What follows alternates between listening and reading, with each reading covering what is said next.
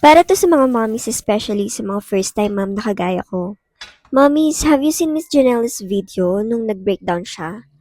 I know we all can relate at meron din tayong mga scenes tulad ng kanya na hindi na lang natin na-share sa social media dahil nahihiya tayo or what. When I saw her video, bala ko nang scroll up, not until I read the sentence na sinabi niya na nahihirapan ako ipagkatiwala si Amelia. I don't know pala kung Amelia talaga yung pangalan, nakalimutan ko. And then, so I stopped and finished the whole video. At habang pinapanood ko, ay ako din umiiyak. Dahil isa din ako sa mga mami na hirap ipagkatiwala ang baby ko. Andyan yung nag-hire kami ng babysitter pero 2 weeks lang bago ako manganak, tinanggal ko din yung babysitter dahil nakitaan ko nang hindi ko gusto. Nag-hire ulit ng babysitter pero instead na si baby ang alagaan, nauwi sa linis at laban na lang at ako na lahat sa baby ko. Naalala ko pa nung time na umiiyak din ako habang pinapadede ang baby ko at hinihintay naman umuwi galing work ang husband ko. At dahil may CCTV sa room namin, magtatanong agad ang asawa ko kung ano ba ang problema.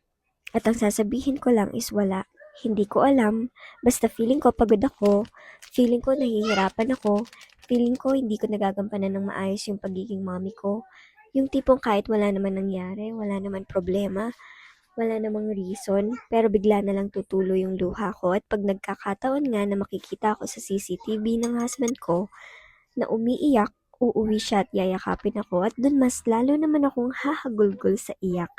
Nakakatawa na ewan sa tuwing naaalala ko yung mga gantong pangyayari before. And until now, hindi ko pa din kayang ipagkatiwala sa iba ang anak ko. Kahit gustong gusto ko umalis para magtrabaho, hindi ko magawa dahil wala akong mapag-iiwanan na mapagkakatiwalaan sa baby ko.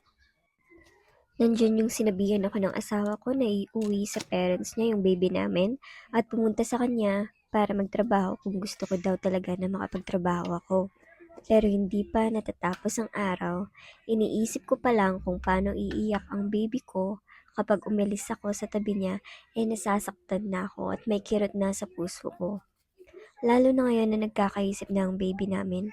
Mawalay lang si mami ng ilang minuto, mag-CR lang si mami, o kahit ano pa yan, magsisisigaw at umiiyak na habang binabanggit ng salitang, Mami, Mami.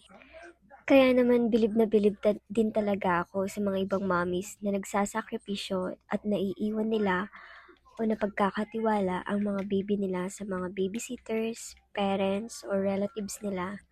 Kasi ako, kahit gaano pa ako kapagod, kahit minsan ay sumusuko na yung isip at katawan ko sa pagod, kahit kaya kong kumuha ng mag-aalaga sa baby ko, hindi ko magawa.